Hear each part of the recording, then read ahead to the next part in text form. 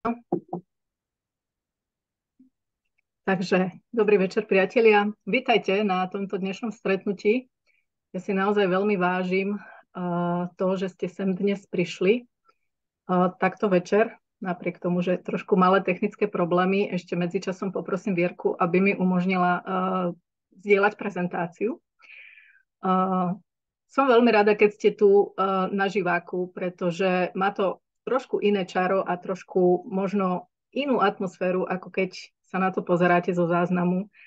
Takže pozdravujem aj tých, čo tu nie sú a budú sa pozerať z toho záznamu, ale myslím si, že o mnoho hodnotnejšie to pre vás bude práve takto.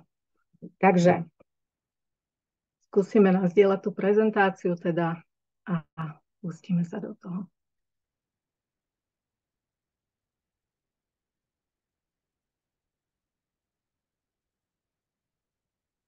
No výborne. Musíme to teda na celú obrazovku, aby ste to videli. Tak. Asi vidíte, že sa volám Žaneta Mareková, mám tam svoje meno a dnešným večerom vás budem sprevádzať. Hovorím to pre tých, ktorí ma ešte nepoznajú. Predpokladám, že všetci alebo väčšina z vás už vie, o čom zhruba dnes večer bude reč, pretože ste túto informáciu dostali od človeka, ktorý vás sem pozval. Ale kým vám predstavím tú príležitosť, ktorú ako vidíte aj v názve mojej prezentácie, ktorá rastie v korunách stromov, tak si dovolím také maličké zamyslenie a budem rada, keď sa budete možno zamýšľať aj trošku spolu so mnou. Určite so mnou budete súhlasiť, že dnešná doba je rýchla, že kde sa pohneme, tak všade po nás chcú, aby sme boli rýchlejší a úplne najrýchlejší. Vývoj ide dopredu. Máme tu nové technológie a ja mám niekedy pocit, ako keby som sa dívala na svet takto z rýchlika vlaku a nevidela všetky krásy toho života, ktoré nám ponúka. A bohužiaľ všetko nasvedčuje aj tomu, že pravdepodobne v blízkej dobe sa na tomto nič nezmení a že všetko bude fungovať viac menej online a hlavne my, teda stredná, staršia generácia, sa s tým možno trošku ťažšie stotožňujeme, ale asi jednoducho nemáme na výber. A máme tu na jednej strane takú tú rýchlu dobu, ten pokrok, vývoj, ale na druhej strane si ja u ľudí čoraz častejšie všímam, že túžia trochu spomaliť. Trochu sa zastaviť, trochu sa vrátiť do tých čias, kedy sme skutočne žili a kedy to bolo o takom tom pokoji, o tej príjemnej atmosfére a o tom, že človek si ten život mohol dovoliť užiť alebo zažiť, nielen ho prežiť. A mladá generácia to zrejme tak celkom nevníma, pretože oni sa už do tejto rýchlej doby, pretechnizovanej doby narodili. Ale čo si mladí ľudia začínajú všímať, a viem to aj od svojich detí, tak to je to, že niečo nie je v poriadku. Niečo nie je v poriadku s našou prírodou, niečo nie je v poriadku s našimi potravinami, so vzduchom, s vodou, s pôdou. A možno práve preto vznikla myšlienka sadiť stromy. Pretože bez týchto stromov, bez lesov, ľudstvo nedokáže prežiť. Lesy sú totiž domovom pre zvieratka, pre hmyz, pre rastlinky a ich likvidáciou si prakticky likvidujeme ten život sám. Ja tu možno trošku odbočím, nechcem byť dlhá, ale toto mi dnes prišlo pred oči.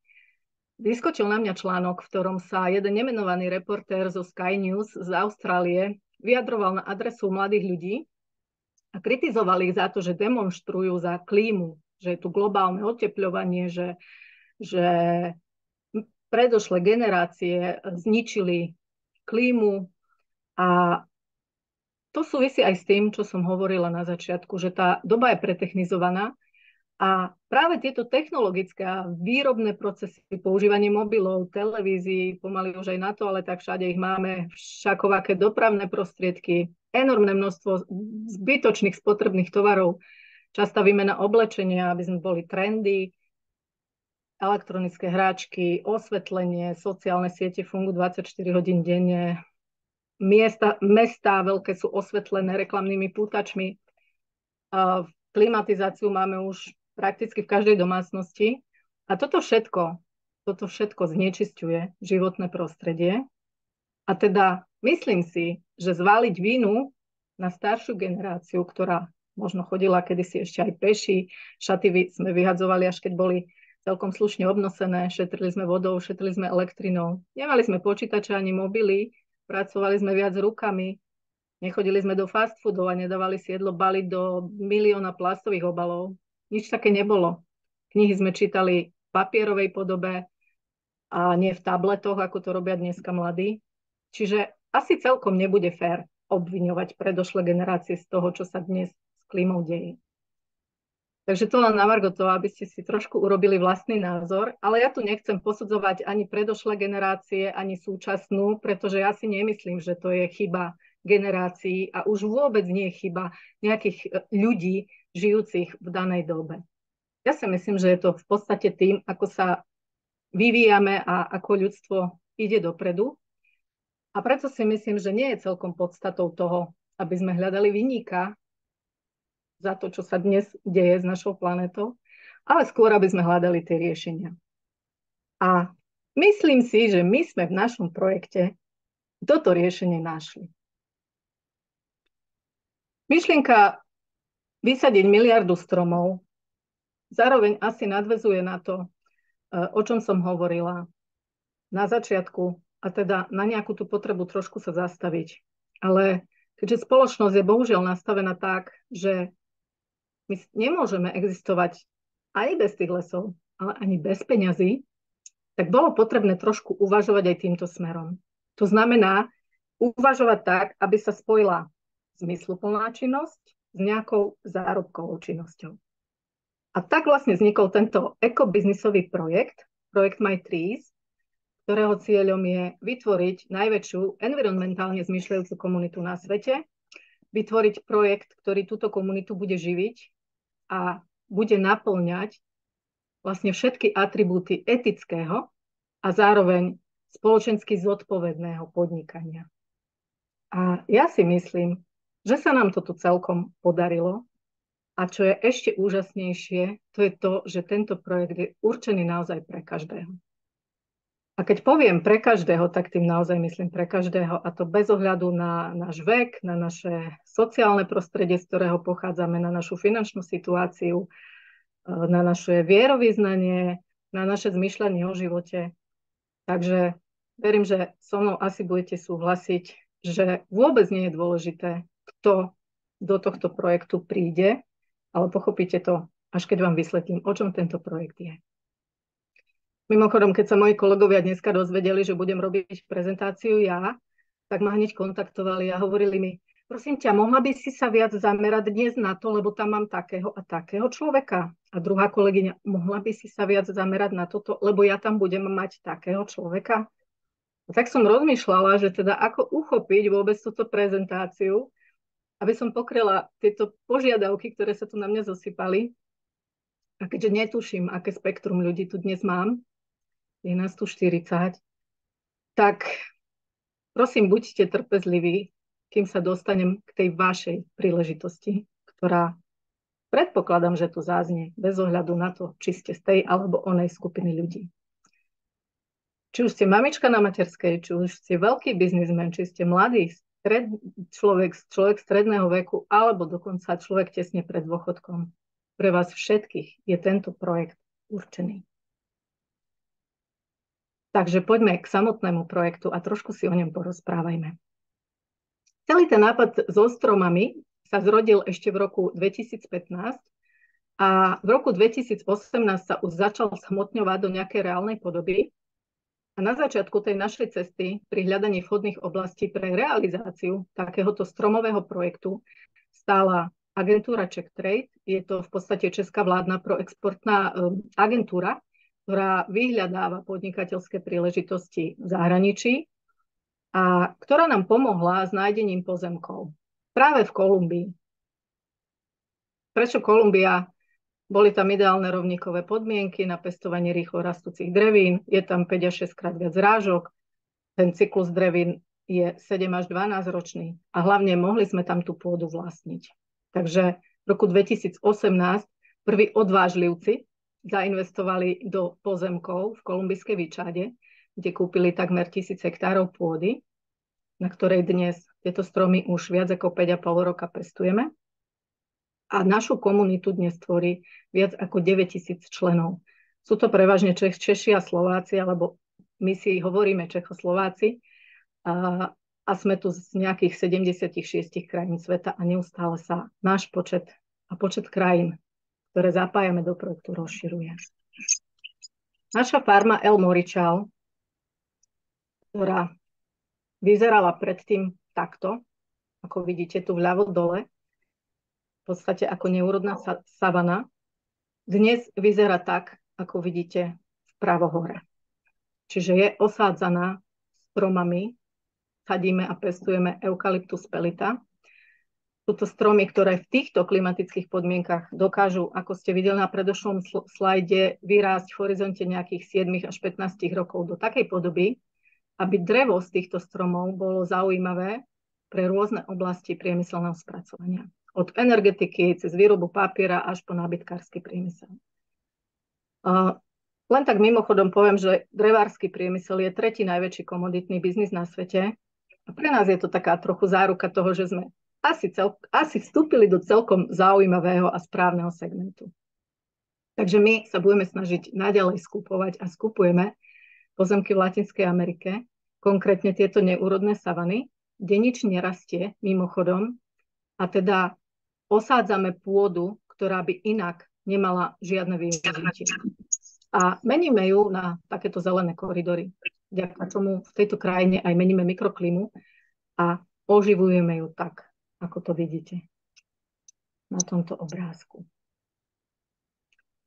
Našim cieľom okrem samotného sadenia stromov je v podstate nahradiť drevnú hmotu z natívnych, teda prírodzených lesov, už existujúcich starých lesov, a poskytnúť priemyslu nejakú tú alternatívnu rýchlu drevnú hmotu a kvalitné drevo, ktoré pestujeme s certifikátom FSC. Poprosím, aby si niekto vypol mikrofón. Žigmund. Ďakujem. A naše stromy dokážu vyrásť naozaj veľmi rýchlo. Tu, kde vidíme zakladateľa tohto projektu na tomto obrázku vpravo dole, Jaroslava Pilného, tak toto je eukalyptus po nejakých 4 mesiacoch od výsadby. Čiže vidíte, že má zhruba 1,20 m až 1,50 m za púhe 4 mesiace. Za nejakých 30 mesiacov dokáže vyrásť do výšky nejakých 8 metrov. Celkom vhodné asi bude povedať aj to, a to som našla dnes na Forbese, určite poznáte Forbes, časopis alebo stránku, že ak chceme ochrániť svoje portfólio pred infláciou a pred vojnou, čo je teda otázka súčasnej doby, tak dobrou alternatívou sú práve komodity. Komodity totiž dokážu rásť aj v časoch krízy a to je vlastnosť, pre ktorú ju vyhľadávajú investori. Tie komodity sa zväčša vraj vyvíjajú opačným smerom ako akciové a dlhopisové trhy. Takže tak povediať zviesť sa na raste komoditného trhu sa dá aj nákupom akcií komoditných spoločností. Čo je tiež jedna z možností v našom projekte. Je tiež celkom dobre známou skutočnosťou aj fakt, že od začiatku roku 1900 lesné hospodárstvo ako trieda aktív trvalo prekonávalo väčšinu akcií, dlhopisov a dokonca aj terminovaných a bankových vkladov. Takže to len, aby ste vedeli, že do akého naozaj zaujímavého biznisu a do akej zaujímavej oblasti sme sa to vlastne pustili. Ja si dovolím povedať, že autori nápadu sádiť stromy boli v správnom čase na správnom mieste, aj keď v tej dobe pravdepodobne ani netušili, že čo veľké sa tu podarí. A okrem správnej krajiny, ktorá mimochodom podporuje náš biznis prostredníctvom vládneho programu ProColombia, sme tu našli aj skvelého partnera. Spoločnosť Inverbosques, ktorá sa na tvári miesta, teda v Kolumbii, o naše stromy stará prakticky od vypestovania sadeničky cez prípravu pôdy, výsadbu, a samotnú starostlivosť. A tento partner rozvíja túto činnosť už od roku 2008. Vo Výčade má obrovskú lesnú škôlku, obhospodaruje tam asi 12 000 hektárov lesov, vrátane teda aj našej farmy Elmoričau.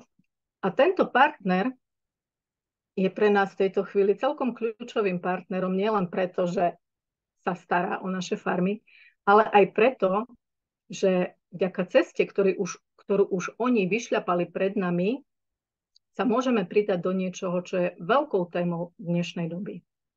A tou témou je uhlíková neutralita.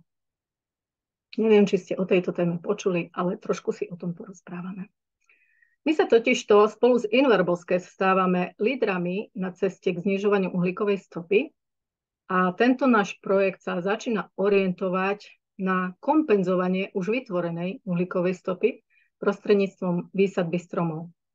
A vďaka tejto spomínanej spoločnosti Inverboskes my disponujeme medzinárodným certifikátom.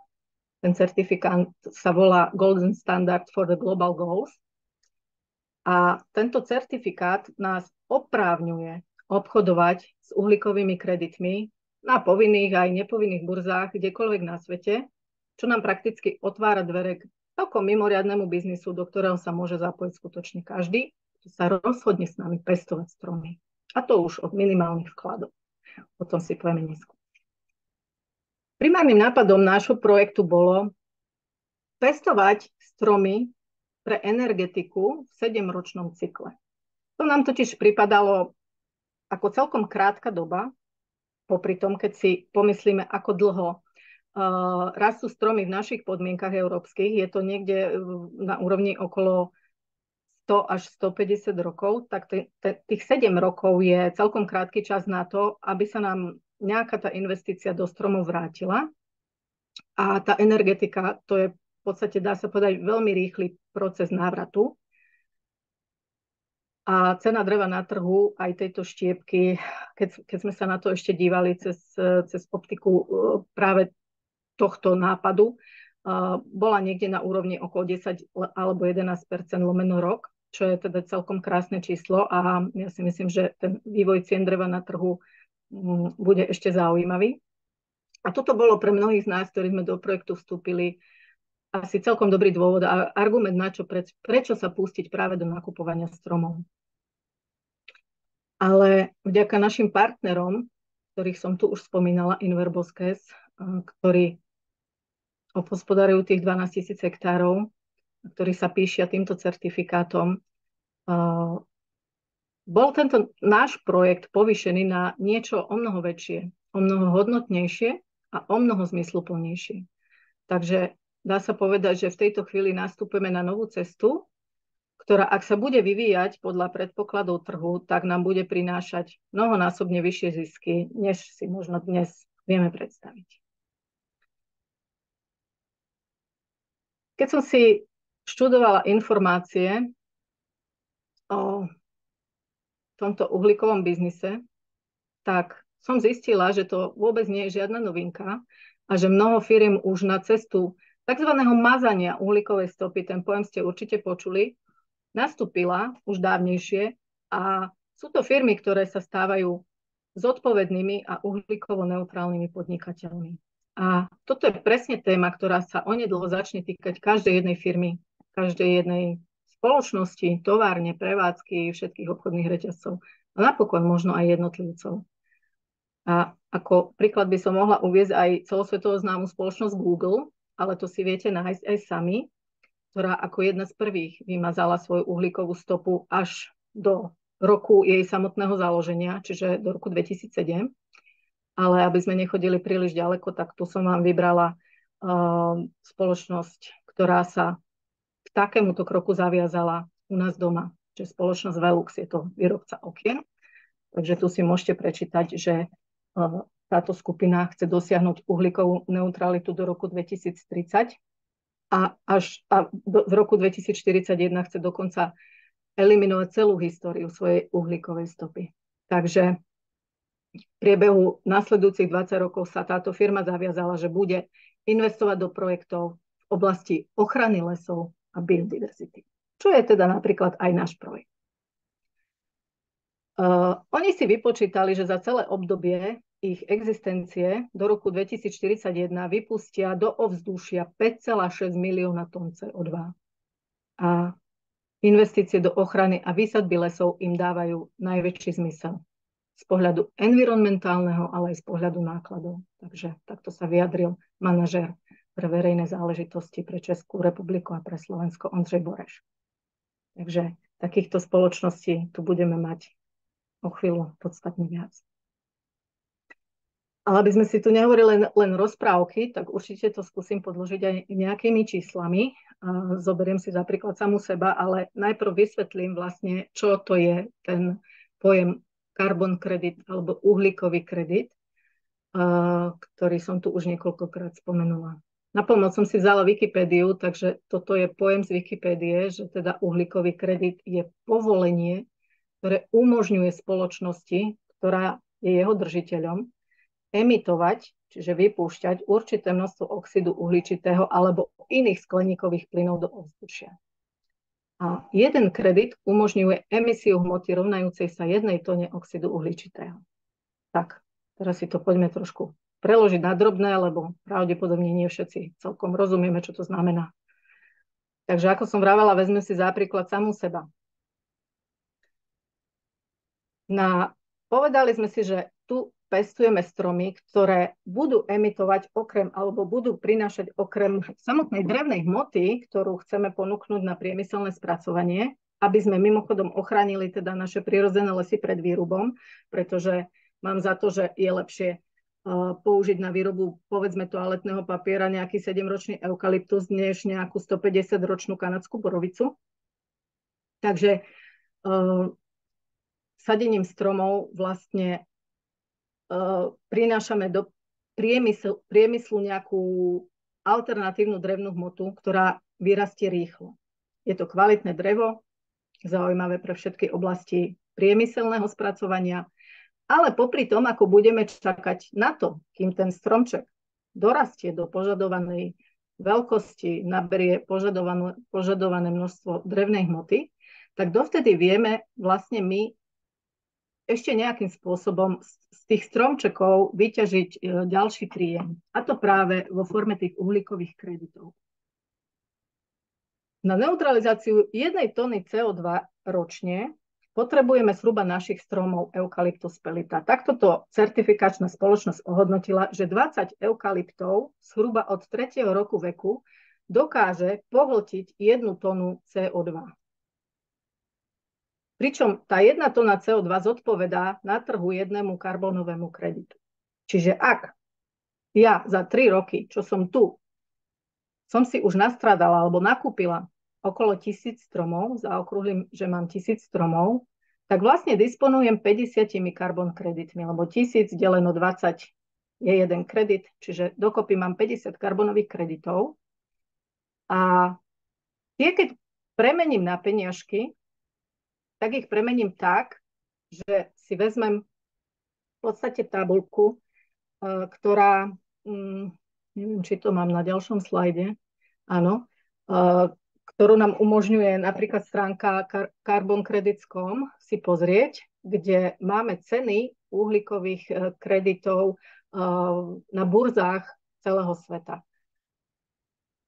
Pravdepodobne nás, keďže sme v Južnej Amerike, sa bude týkať kalifornská burza, ktorá momentálne, je to z dnešného dňa, dneska som to stiahla, má hodnotu $29. Ale keď sa pozrieme na burzy Európskej únie, tak tam sme až niekde na úrovni 80 eur.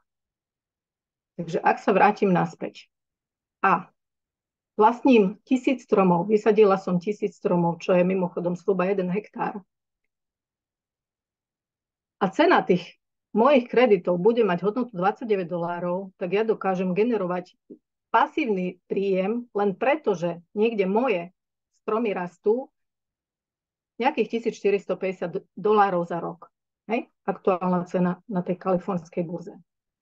Ale predpokladaný vývoj cien je podstatne vyšší a bude sa pohybovať pravdepodobne až niekde okolo 100 eur a možno aj viac, uvidíme, ale ten predpoklad je momentálne zhruba taký.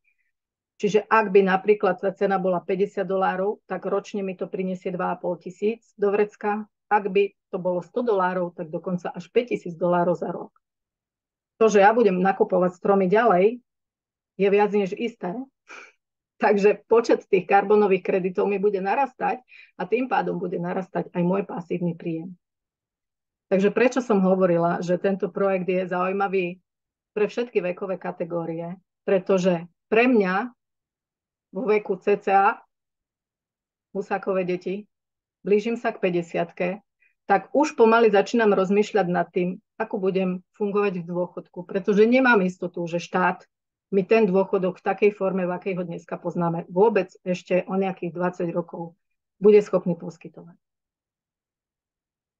To isté platí pre mamičky na materskej, ktoré prichádzajú do projektu nielen z toho dôvodu, že chcú zachovať pre svoje deti a pre budúcu generáciu stromy, ktoré sú nevyhnutné pre život, ale takisto týmto spôsobom dokáže pre to dieťa vytvoriť nejaké zázemie a nejaký štart do života.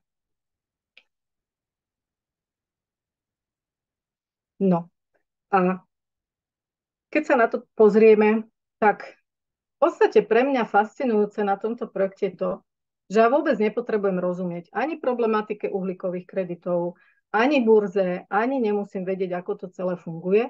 A jednoducho mi stačí, že som súčasťou tohto projektu a tým pádom mi stačí nakupovať stromy a viem, že ak mám určitý počet stromov, tak mi to prinesie taký alebo onaký zisk do mojej peňaženky.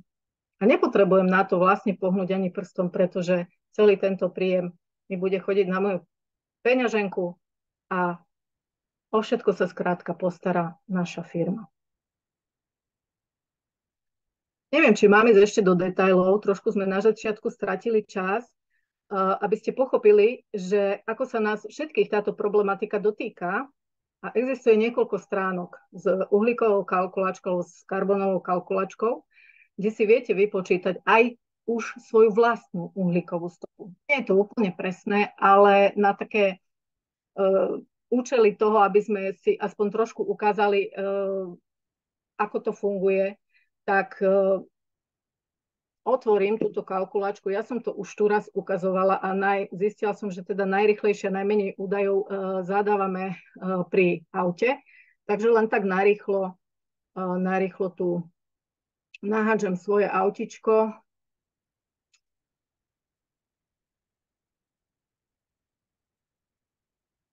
Aké mám auto? Suzuki, tu je SX4, 1.6. Hej, čiže keď najazdím 10 000 kilometrov do roka, tak mi to ukázalo, že pohltím alebo vypustím do ovzdušia 1,88 tony CO2. Čiže ak by som túto uhlíkovú stopu chcela kompenzovať, tak by som potrebovala na to približne 38 stromov. Hej, a takto si tam môžete na tej kalkulačke vypočítať, keď niekam cestujete alebo keď používate nejaké spotrebiče a tak ďalej. Takže tá kalkulačka je naozaj veľmi zaujímavá. No a možno si teraz poviete, zlaté moje dievča, čo ak tento biznis nepôjde tak, ako nám tu ty básniš, ako nám tu ty predpokladáš, čo ak sa to takto nebude vyvíjať, čo ak to pôjde smerom nadol a nie smerom nahor. No samozrejme, že toto sa môže stať. A ja by som ten biznis možno trošku prirovnala k Bitcoinu, pretože aj vtedy ľudia nevedeli, čo ich čaká, boli nedôverčiví, nevedeli, o čom to je, ako sa to celé bude vyvíjať na začiatku. Ale tí, čo zariskovali, tak napokon to neoľutovali, pretože na tom celkom slušne zarobili. A tí, čo sa toho risku báli, tak tí si dnes búchajú hlavu o múr, mimochodom patrím medzi nich.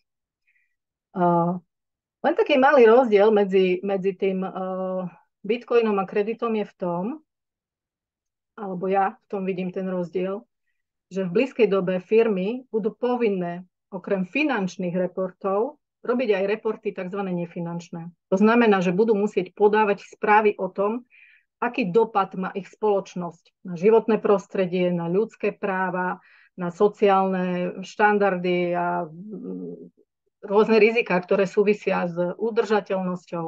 Je to tzv. ESG reporting a túto povinnosť nám budú ukladať jednotlivé krajiny, respektíve Európska únia. Čiže tu vidím väčší potenciál v tom, že tento biznis, či chceme alebo nechceme, jednoducho pravdepodobne bude musieť fungovať. Tá plánovaná povinnosť realizovať túto vlastnú ESG stratégiu a spracovávať tento nefinančný reporting bude vyplývať už od roku 2025 a bude sa týkať veľkých spoločností s počtom zamestnancov nad 500. Od roku 2026 sa to bude týkať spoločnosti s minimálne 250 zamestnancami a zároveň tá firma, ak bude mať obrat minimálne 40 miliónov eur, a od roku 2027 sa táto povinnosť bude týkať už aj malých a stredných podnikateľov. Takže asi sa tomu nevyhneme a budeme musieť s tým niečo robiť. Ale pokojne sa môže stať, že svet zistí, že sa vybral zlým smerom a že celý tento biznis s uhlíkovými kreditmi a celá táto záležitosť je nejaký krok vedľa, ale pre nás to nič nebude znamenať, pretože my sme vlastníci stromov a rozhodli sme sa primárne pestovať drevo pre priemyselné spracovanie. Takže my sa k tej pôvodnej myšlienke vždy vieme vrátiť a drevo jednoducho zobchodovať ako komoditu. Potenciál našich fariem dnes je okolo 2,2 milióna stromov na skoro 2090 hektárov. 1000 hektárov tvorí naša farma El Moričal, na ktorej pestujeme rýchlo rastúce dreviny a ďalších 1200 hektárov tvorí druhý náš projekt Little Bohemia, o ktorom dneska rozprávať nebudem, ale je to projekt malých vlastných fariem, do ktorých sa pustili niektorí aj tu prítomní podnikatelia, pretože v tom vidia obrovskú príležitosť. Nielen v pestovaní, povedzme, eukalyptov, ale aj ďalších plodín, ako sú napríklad kešu orechy, ktoré sme mimochodom aj my vysadili na nejakých 10 hektárov a uvidíme, čo nám to prinesie. Veď kešu má každý rád. Takže ešte sa vrátim sem. Možno je na mieste ešte povedať, že vlastne tieto naše stromy naozaj rastú veľmi rýchlo a každý rok naberajú zhruba 25 až 30 kubikov drevnej hmoty na hektár. A pre nás to znamená, že aj keby ten uhlíkový biznis klesol pod nejakú úroveň hodnoty toho jedného uhlíkového kreditu, ktorý sme tam pozreli, že na kalifornskej burze je na úrovni $29, tak skrátka sa vraciame k tomu pôvodnému zámeru. A keďže sme pôvodne mali nastavený cyklus na 7 rokov, aby sme dokázali generovať ten príjem čo najskôr a boli sme zameraní na to, že budeme to drevo pestovať pre energetiku, teda na štiepku, ale pokiaľ tie stromy necháme rásť o čosi dlhšie, tak už v rámci naberania tej drevnej hmoty budeme zaujímavejší aj pre nejaké iné oblasti priemyselného spracovania, že na výrobu, ja neviem, nejakých okien, dverí, podlah, dosiek a podobne. Samozrejme, týka sa to aj papierenského priemyslu. Čiže hodnota toho nášho dreva sa vlastne tým, ako stromy rastú, neustále navyšuje. A v čase ho pravdepodobne budeme vedieť zhodnotiť s oveľa väčším ziskom, než sme pôvodne plánovali pri štiepke. A toto je presne tá vec, ktorá mňa na tomto projekte baví. Pretože nech sa na to pozriem z akéhokoľvek pohľadu, a nech sa čokoľvek deje, či už na trhu, kríza, vojna, uhlíkové kredity pôjdu, nepôjdu, tak my v podstate o svoje peniaze neprichádzame, pretože neustále ich dokážeme nejakým spôsobom v rámci tohto priemyselného odvetvia zhodnotiť. Takou ďalšou pridanou hodnotou, to teraz sa budem možno prihovárať zase s príležitosťou pre tie mamičky a pre tých ľudí, ktorí sa pozerajú skôr na tú ekostránku a tú sociálnu stránku, tak tou ďalšou pridanou hodnotou je, že my v podstate s každým zasadeným stromom robíme svet lepší. Ako viete, naše stromy nielen produkujú kyslík, ale dokážu absorbovať CO2. To, že ich sadíme na neúrodných savanách, znamená, že paradoxne nimi zúrodňujeme tú pôdu, vytvárame priestor pre faunu a flóru. Keď si nájdete niekde na internete alebo požiadate človeka, ktorý vás sem pozval o videjko, že naozaj v tých našich prvých lesoch už sú aj nejaké zvieratká a hmyz, tak je to úžasné. A zároveň vytvárame nové pracovné miesta, pretože na tých farmách musí niekto pracovať. Takže z pôvodných 300 zamestnancov Inverboskes už dnes myslím si, že je tam okolo 550.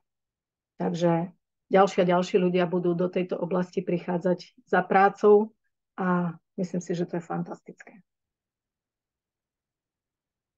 Takže asi nám už do dnešnej prednášky toho príliš veľa nevojde, ale každopádne, ak vás táto téma aspoň trochu zaujala a oslovila, tak určite neváhajte kontaktovať človeka, ktorý vás sem dnes pozval, alebo vám zaslal záznam a vyžiadajte si vstupenku medzi nás.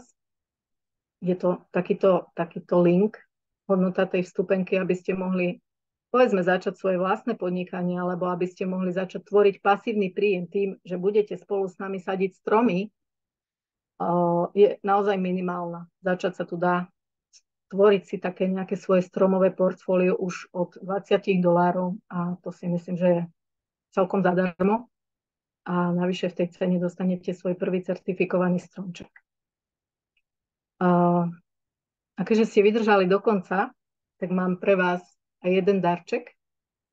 A ten darček spočíva v tom, že každý, kto sa k nám pridá do konca tohto mesiaca, čiže do 31., čo bude v útorok, budúci týždeň, tak máte možnosť získať od nás stromčeky z výsadby roku 2022 navyše zdarma. Konkrétne sú to stromy v $500 balíčku, kde za normálnych okolností máme 31 stromčekov, ale v týchto dňoch vám k nim pribalíme ešte 8 stromov naviac. A čo to pre vás znamená? Znamená to pre vás toľko, že výsadba roku 2022 svoje prvé výnosy z carbon kreditov dostanete už v roku 2025 a namiesto 1,55 kreditu, ktorá by zodpovedala 31 stromom, získate 1,95 kreditu. Takže spolu s vašim prvým stromčekom, ktorým vás vpustíme medzi nás do našej komunity, budete mať už svoje prvé 2 uhlíkové kredity. Do mojich 50 je ešte ďaleko, ale mne to trvalo 3 roky. Takže úplne v pohodičke si môžete to svoje portfólio pomaličky začať tvoriť aj vy. Takže toľko dárček od nás. No a na záver už poviem len toľko. V našej komunite je naozaj veľmi obľúbená veta, že u nás peniaze rastú na stromoch. A ja si myslím, že doslova na tých stromoch rastú. Hlavne teraz, keď sme sa pustili teda do tých kreditov. Takže verím, že nám pomôžete nejakým spôsobom zlepšovať svet tým, že budeme spoločne sadiť stromy. Sadíme tieto stromy nielen v komerčnej zóne v Kolumbii, ale sadíme ich aj doma u nás v Čechách a na Slovensku vďaka nášmu nadačnému fondu. Ale o tom si povieme niekedy inokedy. Alebo vám o tom povedia ľudia, ktorí vás sem dnes pozvali, pretože dnes už na to naozaj nie je priestor. A dnes som potrebovala možno trošku osloviť viac skupinu ľudí, ktorých zaujíma práve téma uhlíkových kreditov. A verím, že ešte teraz oslovíte človeka, ktorý vás sem pozval, aby ste dostali trošku viac informácií a aby ste dostali ten link, ktorý som tam ukázala a svojím prvým stromčekom sa stali súčasťou našej stromáckej komunity. Takže ďakujem za pozornosť a prajem vám ešte krásny zvyšok večera.